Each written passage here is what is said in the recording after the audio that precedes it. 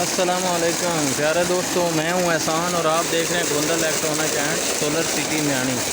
दोस्तों, ये हमारा एक नया प्रोजेक्ट है। इस पे 24 पैनल्स लगे हुए हैं, 5-6 का पंप है, इसके साथ ये 5 इंच की डिलीवरी और ये 10 HP की मोटर लगी हुई है। 10 HP की, ठीक है जी। इसका इन्वर्टर स्टेटस मैं अभी आपको दिखा देता हूँ। ये 59 पे तकरीबन अभी फ्रिक्वेंसी जा रही है जनाब, और इसके जो एम्पेयर हैं ये वोल्ट आ गए, और ये देखिए 14.2 एम्पेयर।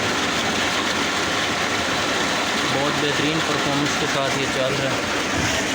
ये आपको पानी दिखा देता हूँ, बहुत ज़बरदस्त फ्लो है।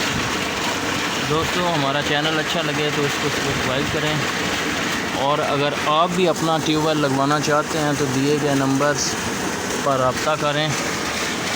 इंशाल्लाह आपके एतमाद पर पूरा उतरने की कोशिश करेंगे।